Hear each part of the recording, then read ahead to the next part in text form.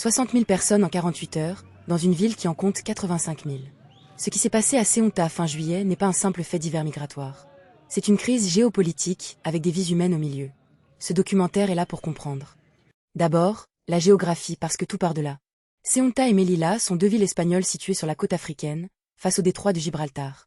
Espagnoles depuis des siècles, revendiquées par le Maroc, ce sont les deux seules frontières terrestres entre l'Union européenne et l'Afrique. 14 kilomètres d'eau séparent ici deux continents et deux mondes économiques. Les 30 et 31 juillet, des dizaines de milliers de personnes franchissent cette frontière. Par les clôtures, et surtout par la mer, à la nage, en contournant les digues. C'est la plus grosse vague depuis 2021 et de loin. Les chiffres vérifiés. Environ 60 000 entrées selon les autorités espagnoles, dans une enclave de 85 000 habitants. Hébergement saturé, système de santé sous tension, commerce paralysé. Et le bilan le plus lourd, 19 morts pendant ces traversées, qui s'ajoutent à plus de 60 sur les 12 derniers mois. La réponse de Madrid ne se fait pas attendre. L'armée est déployée dans l'enclave, en appui de la Guardia Civile, pour sécuriser le périmètre et organiser les flux. Alors, pourquoi maintenant? Première explication, la version officielle, une rumeur. Une décision de la Cour suprême espagnole aurait été détournée de son sens et transformée, sur les réseaux, en promesse de régularisation. Pedro Sánchez accuse. Les mafias de trafiquants en ont fait, dit-il, une interprétation intéressée. Des passeurs qui vendent un faux espoir et des milliers de jeunes qui y croient. Deuxième explication, plus discrète, le soupçon. Selon la presse espagnole, Madrid s'interroge sur une possible pression politique de Rabat. Car cette frontière ne tient que grâce à la coopération marocaine, encadrée par un accord de réadmission qui date de 1992 et dont l'application a toujours été à géométrie variable. Précision importante, le Maroc n'a rien revendiqué, et ce soupçon reste un soupçon. Pour comprendre pourquoi ce soupçon existe, il faut se souvenir de mai 2021. Cette année-là, 10 000 personnes entrent à Ceuta en 48 heures, pendant que les gardes frontières marocains regardent ailleurs. Le contexte. L'Espagne soignait discrètement Brahim Ghali, le chef du Front Polisario, ennemi juré de Rabat sur le dossier du Sahara occidental. La crise ne s'est refermée que lorsque Madrid a infléchi sa position sur ce dossier.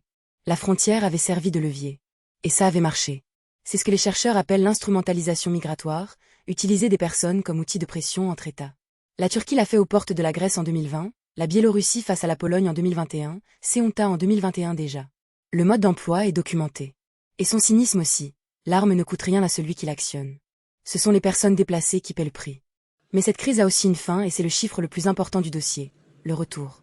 Plus de 48 000 personnes, 80% des arrivées, sont déjà reparties vers le Maroc, souvent volontairement. Au poste frontière, les familles repassent une à une, encadrées par l'armée. Madrid et Rabat ont conclu un accord pour accélérer le mouvement. Et c'est pour ça que les analystes les plus sérieux refusent de parler de crise migratoire européenne. Un mouvement massif, mais bref, et déjà largement reflué, ce n'est pas un exode vers l'Europe. C'est une crise diplomatique bilatérale et un test politique. Ce qui inquiète Bruxelles, c'est le précédent. Si la méthode fonctionne, elle peut être rejouée. Ici ou ailleurs. Il reste enfin ce qu'on oublie derrière le mot levier, 19 vies, perdues en quelques jours de traversée. Des adolescents et de jeunes adultes pour la plupart, partis sur la foi d'une rumeur vendue par des passeurs. Quel que soit ton avis sur la migration, ces morts-là étaient évitables. Aujourd'hui, la frontière s'est refermée. Les chiffres redescendent, les caméras repartent.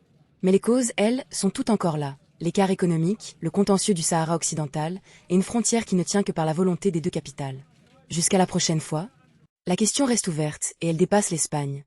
Face à ce genre de pression, l'Europe doit-elle répondre ensemble, ou chaque pays pour soi?